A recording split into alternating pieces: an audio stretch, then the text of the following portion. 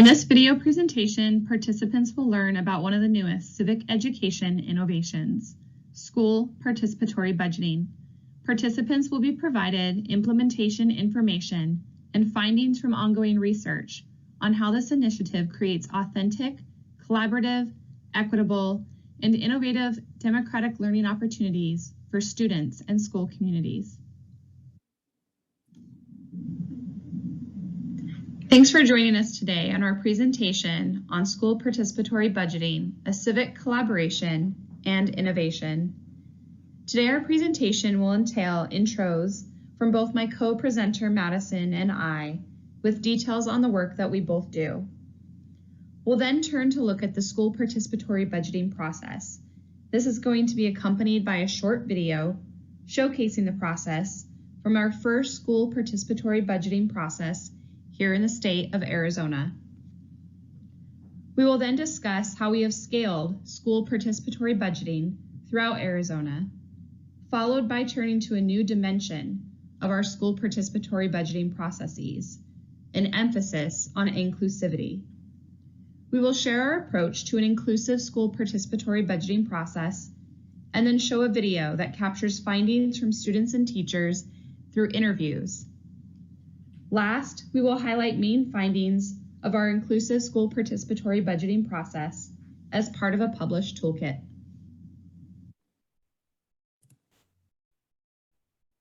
My name is Tara Bartlett, and I am one of two presenters joining you today. I am currently a doctoral student at Arizona State University and a research assistant with the Participatory Governance Initiative, or PGI. The mandate of PGI is to promote excellence, collaboration, and innovation in participatory governance research and practice. PGI is a university-wide interdisciplinary space that aims at bringing together academics, students, elected and non-elected government officials, community members, and practitioners interested in the theory and practice of participatory governance. PGI is devoted to undertaking teaching, capacity building, research, and dissemination activities aimed at the study and promotion of participatory democracy initiatives, particularly in local governments and educational institutions. Special attention is paid to the examination of emerging trends and innovative experiments around the world that are relevant to the realities of governance and public engagement in the 21st century.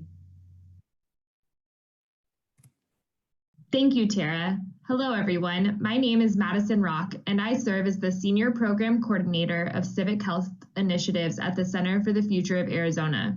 Before we dive into one of my all-time favorite topics, school participatory budgeting, I'd like to take a moment to share with you about the mission and work of CFA. CFA is a nonprofit, nonpartisan organization located in Phoenix, Arizona, but with a statewide mission to bring Arizonans together to build a brighter and stronger future for our state. We conduct our work in three key ways. First, we share trusted information about Arizona and how we are doing as a state on the issues that matter most to Arizonans. We empower partners and communities with data and tools that help to both identify shared priorities and advance collective goals. Lastly, CFA helps to advance new thinking and innovative practices to catalyze systemic change. To date, our work has centered on innovative educational, workforce, and civic engagement strategies. The area in which I have the pleasure of supporting at CFA is comprised of two of the Arizona Progress Meters, civic participation and connected communities. These two issue areas make up what we call civic health, understood broadly as the way our communities are organized to define and address public problems. We view civic health as both an end objective, and that we're working to create brighter, more vibrant civic life throughout our state, and as a means to achieve progress on any of the issues outlined by the Arizona We Want. Like all of our Arizona Progress Meters, CFA measures where we are as a state on key indicators of civic health. School Participatory Budgeting, or SPB, is a new approach to civic education that aims to do just that. SPB is an innovative civic learning program designed to build student agency, collaboration, and critical thinking skills while creating pathways and opportunities for students to contribute to their communities and civic life for the long term. The school model stems from the widely adopted municipal PB model, where community members directly decide how to spend a portion of a public budget. In 2016, Phoenix Union launched the first in the nation PB process at the school district level. Through SPB, students lead a 5-step process on their campuses throughout the academic year. They propose ideas to improve their school, transform ideas into proposals by conducting research on cost and feasibility, deliberate on viable proposals and discuss their pros and cons. Students come together to vote to select winning projects, and then winning projects are funded and implemented. Before the process begins, a steering committee of students designs the process, comes up with the rules and regulations, and communicates them to the rest of the school community. After the process ends, participants conduct an evaluation and make recommendations for improvements for the next cycle. To learn a bit more about how the PB process takes shape in the school setting, we would like to share a short video from the pilot year with Phoenix Union in 2016.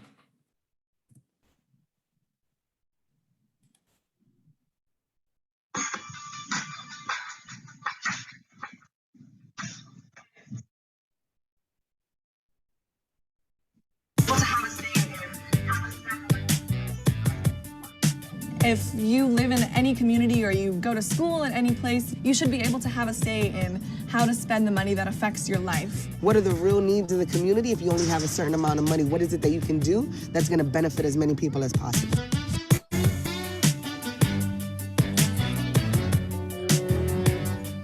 Phoenix Union was the first school-based program to be initiated, and we were wondering how will this work in the school community, and it's worked beautifully.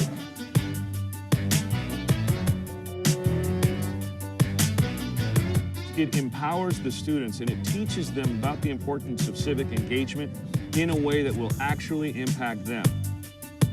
We're implementing a project that we call Participatory Budgeting. That's done by splitting up and coming up with ideas. Each grade level had 50 ideas, and then we had to take all 50 ideas from each grade level and then make them smaller. And then you present those ideas to the students. And from there, we made proposals, and then now we have people voting on which project they want to see new here.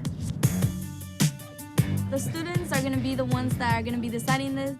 We're going to be able to see a change that the whole school is actually deciding on. Seeing everybody come together and participate in this one thing that is going to benefit them and our school as a whole was exciting to see. Participatory budgeting is not only an investment in the school, but it's an investment in our students' critical thinking, communication, problem-solving abilities, and their buy-in and ownership of the school. If the students as a whole decide on what the school gets to be or what it gets to have, it's much more empowering to the student. It's like they have control over what environment they're raised in. Sometimes we don't even have a voice, we don't have a say in anything, so this honestly does help. This is actually my first time that I've ever voted in something. It makes people want to be better advocates for themselves and not having that hesitancy to say what you want because it's your community. I ended up voting for the water project. A garden. The musical instruments. The fitness. The shade. The art supplies. The audio and visual one. Thanks for voting. Thanks for voting. We want future Americans to be engaged and make sure that they're able not just to make choices and have opinions, but actually go and do the democracy. And an informed vote counts for a lot. And I think having an opportunity to start practicing that now in a positive change that you see on campus, it's proof of concept for a lot of people. It's made me think about being a citizen, and so working with other people and getting their ideas really expands my mindset. When I get older, I still want to be seeing what's wrong with my community, coming up with ways to fix it, and then acting upon it. That's what I like doing. I just never really gotten the chance to act upon it till now because of PB. With this experience, I can go much higher, possibly even the government, to do bigger projects that is not just in a school or a community, but possibly the whole city. And if our job is to create great young men and young women, the PB process, in our opinion, it's a no-brainer. So I was a little bit nervous, not understanding how we would make this work in a school setting, but the guidance that's provided through Participatory Budget Project really made this easy. PB's process is really important and kind of easy and practical for every high school. What happens in cities, it happens in districts, it happens in public housing. Anybody across the country, across the world could probably do PB.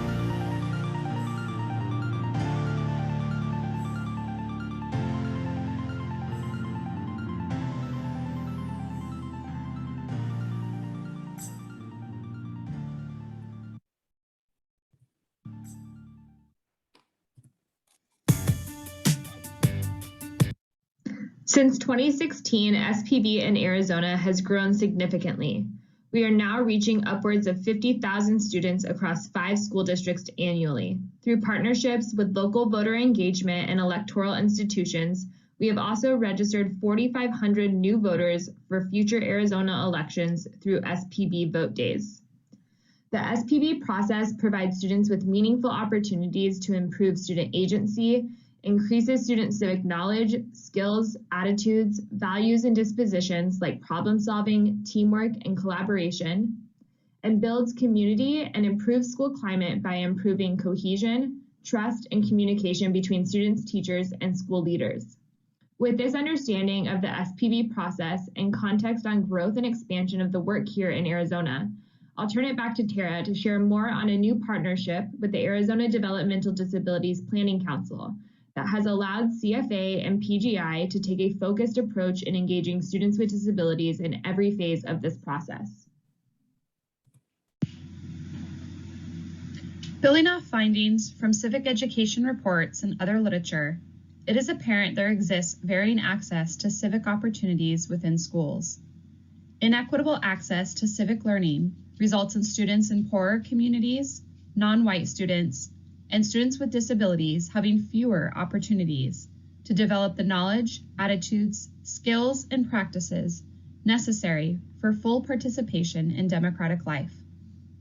The missed opportunities of civic learning in school can then extend unto adult life with uneven political participation and power, further eroding equal democratic representation and governing of and by the people. In effect, by the time students leave the K-12 school system, the opportunities available to students to develop necessary civic knowledge, attitudes, skills, and practices may already have determined their propensity of civic engagement.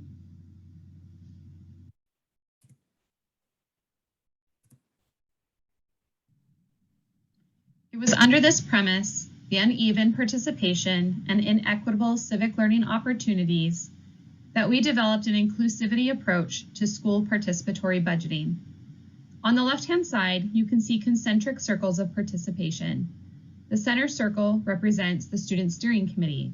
This is the group of students who essentially develops and drives the school participatory budgeting process. The second circle is a subset of the student body, who engages with some of the processes throughout school participatory budgeting. The third circle is often most of the student body, and their level of engagement does not reach beyond voting. We set out to address this phenomenon through a mindful inclusivity approach, wherein we ensure the engagement of all students, especially students with disabilities, throughout all phases of the school participatory budgeting process. On the right, our pilot year began in Mesa at Carson Junior High with 1,200 students. We've now expanded to 2 high schools in Tucson, Sunnyside and Desert View. The inclusivity approach of school participatory budgeting, besides focusing and relying on inclusive representation, also embeds the different phases of the process within the classroom setting to effectively reach the whole school.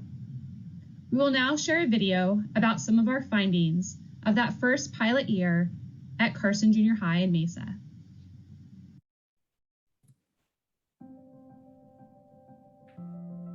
One of the main purposes of school is to prepare students to be informed, critical, and engaged citizens. And school participatory budgeting has the potential to bring together citizenship education, civic engagement, and school democracy. And through that, students get together, deliberate, and make decisions about issues that affect them and about solutions to address problems in their school. Participatory budgeting really teaches students about the nature of their voice and why it's so important. They get to vote on the propositions that are in front of them. The entire school community is coming together to make decisions about their own future and how those resources are going to be spent. Middle schoolers have this want to belong and this want to be heard. And civic education allows for that, their own voice, their ideas, their deliberation skills. I think it's important because a lot of us don't realize that we have voices. So we're encouraging them to bring out their voices for a better change for the school and for the students. We have students from every background involved, and it really is more inclusive this year, having students from the special education program having their voice be heard. I have about 5 to 7 students involved in this, and I just see more leadership. I see them taking initiative more. They are so excited, they are eager, and they're engaged. What I learned about myself during this committee, I learned to take control and see if people need help on stuff. I learned that people can be very helpful. I think they learned to work together. They had to collaborate several times to narrow down choices. They did a really great job. I was really proud of the students and how they took it seriously. We've had 281 ideas come out this past year in the initial idea collection, and then the steering committee whittled that down to 21 ideas, and then the final 5 ideas. And every single time it's ideas that we adults don't necessarily think of, that students come up with because it's their school environment that they're interacting with on a daily basis. Sure that school participatory budgeting addresses the character development of students. We've seen an increase in terms of tolerance and empathy, and to have a junior high student stop and listen to another's ideas is something that probably isn't commonly thought of as a typical behavior for a junior high student. Students oftentimes don't have the ability to lead a school-wide project, especially the students participating this year in our inclusivity model, and giving them that platform to kind of explore themselves as a leader, be recognized on the school campus as a leader, is a big takeaway from this process.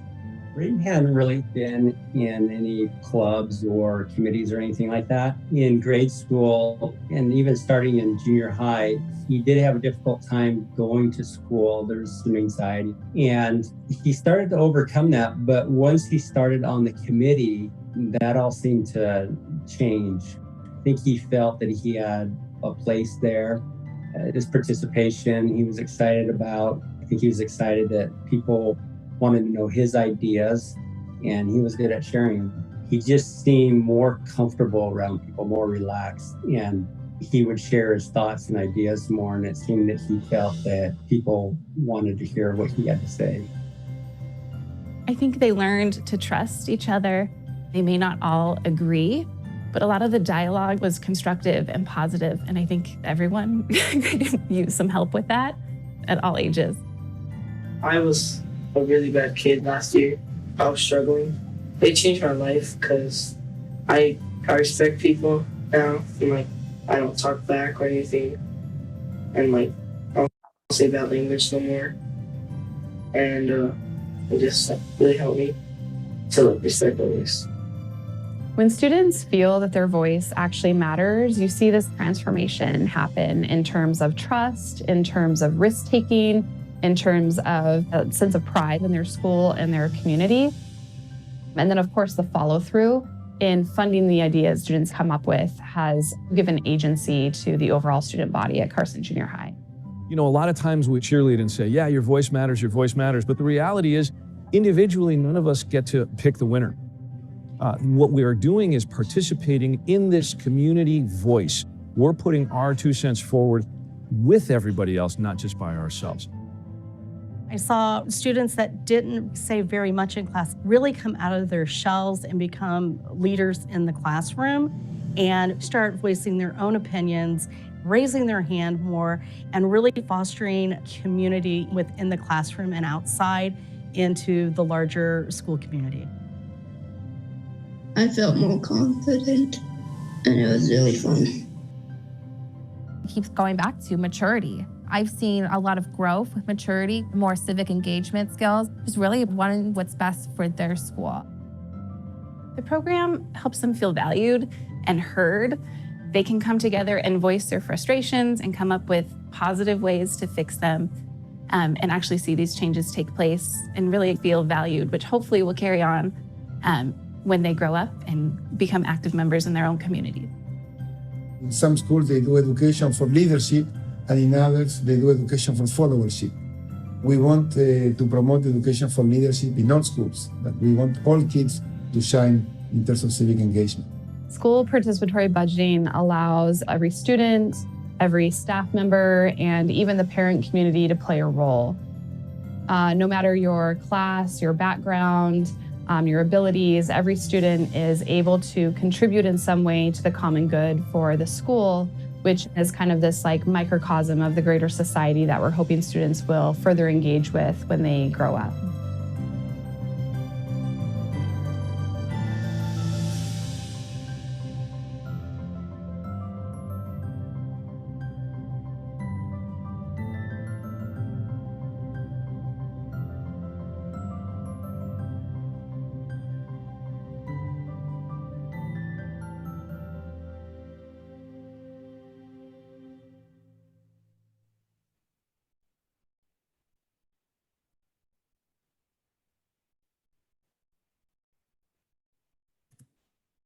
Welcome back. To recap, the toolkit outlines 5 promising practices aimed at increasing inclusivity and engaging students with disabilities through school participatory budgeting and civic education programs broadly. 1, ensure campus representation in steering committee formation. Campus activities should strive for demographic representation, including meaningful engagement of students with disabilities. This is strongly recommended for campus activities in which students assume leadership positions or acquire power in decision-making processes like student government and advisory councils. 2, connect process to curriculum and classroom facilitation. Ensure inclusion of the broader student body by implementing opportunities for information sharing, deliberation, and dialogue through a core curriculum classroom, and make connections to curriculum when applicable. 3, broaden participation through deliberation and collective decision-making. 4, ensure inclusive communication to reach all learners, including visualizations and photo voice. 5, emphasize whole community engagement to deepen connections to the school and reach teachers, administrators, staff, parents, alumni, and siblings whenever possible.